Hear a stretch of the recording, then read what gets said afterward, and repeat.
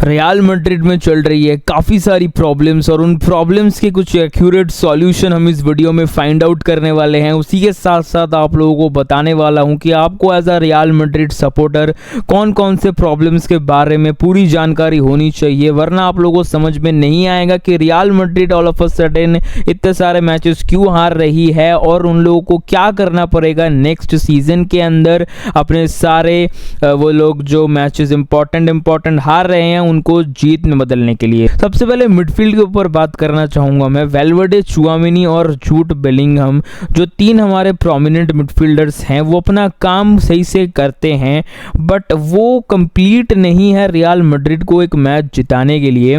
भाई तुम अगर पीएसजी को ऐसा देख रहे हो कि हाँ पीएसजी और एक पूरा टीम प्ले करती है, वो लोग इंडिविजुअल ब्रिलियंस पे काफ़ी ज़्यादा कम डिपेंड करते हैं। तुम डेम्बेले को देखोगे उसके इस सीज़न में 40 से भी कम गोल्स हैं। लुइस एंट्रिके ने कहा था कि भाई साहब मुझे एक ऐसा प्लेयर एम्बापे जैसा नहीं चाहिए जो यहाँ पे खुद 40 गोल मारता हो, उसको 3-4 ऐसे प्लेयर्स चाहिए जो 12-13 गोल अपने दम पर मार सके।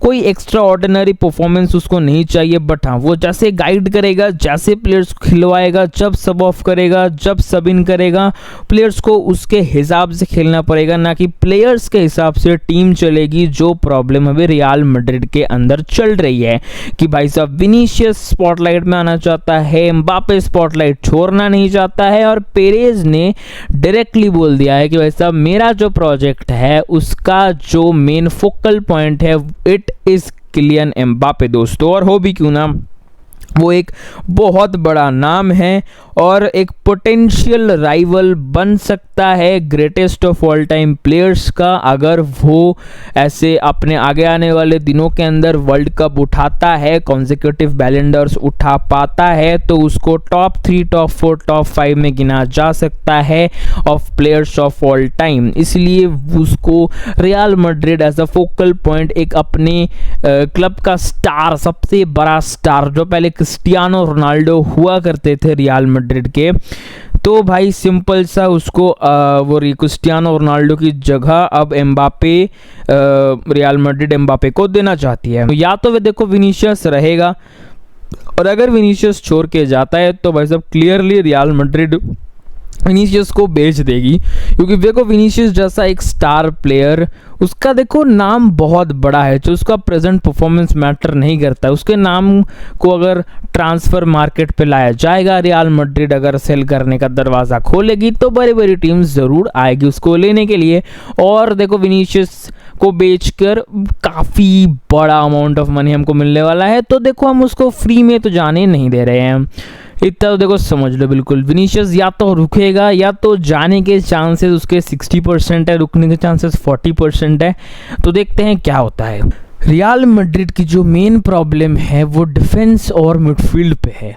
रियल मैड्रिड के जो डिफेंस लाइन पे डिफेंडर्स खड़े होते हैं, एडर मिलिटाओ 1 महीना आएगा, 3 महीना बैठेगा इंजर्ड।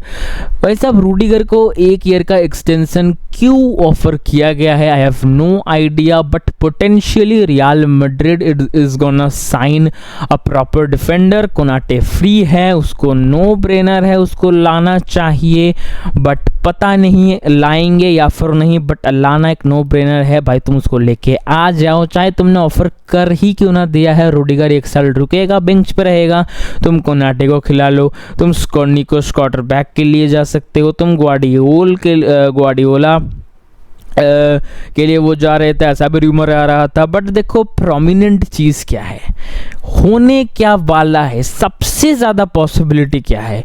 देखो भाई सबसे ज़्यादा पॉसिबिलिटी ये है कि एक बड़ा मिडफील्डर रियल मैड्रिड के अंदर समर साइनिंग में तुमको दिख जाएगा। रियल मैड्रिड जो मेन चीज़ लैक करती है, ईगो प्रॉब्लम्स, तो देखो जोसे मोरिनियो आ चुका है, मोस्ट प्रोबेबली वो उसको सॉल्व करवा देगा इंटरनली।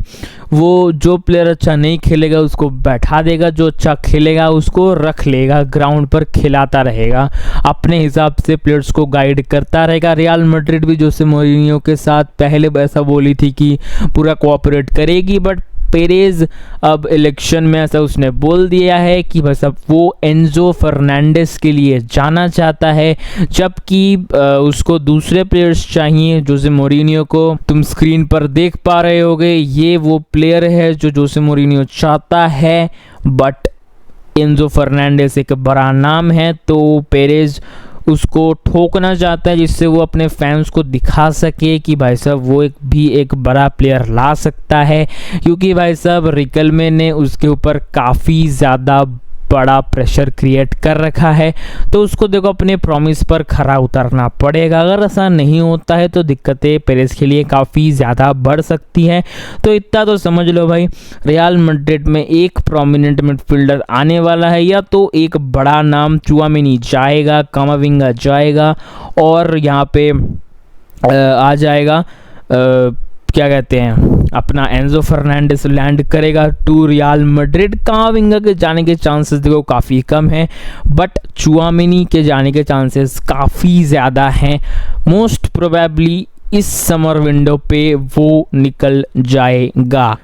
या तो वो रॉड्री और वो वाला मिडफील्डर लेके आएंगे, या तो एंजो फर्नांडिस आएगा। हम बहुत सारी चीज़ें लैक नहीं करते हैं, बट जो लैक करते हैं वो टीम में होना बहुत ज़्यादा इम्पॉर्टेंट है।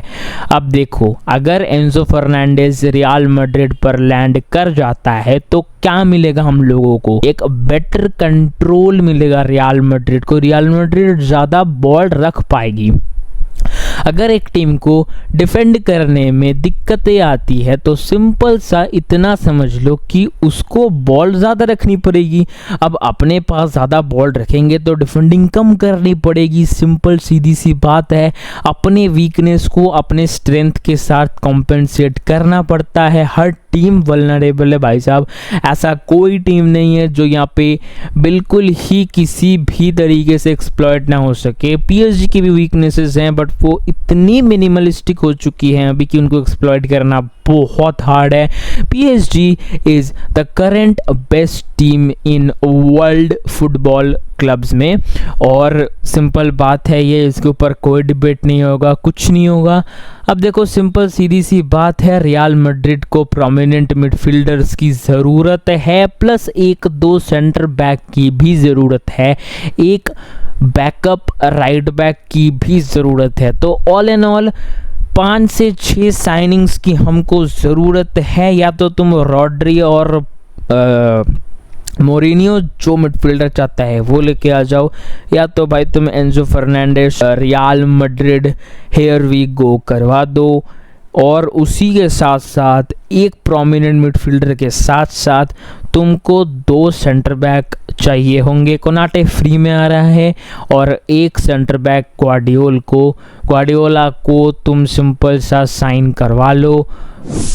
और अगर तुम ऐसा करवा लेते हो रियल मैड्रिड, तो तुम लोग एक काफ़ी बेटर शेप पर आ जाओगे।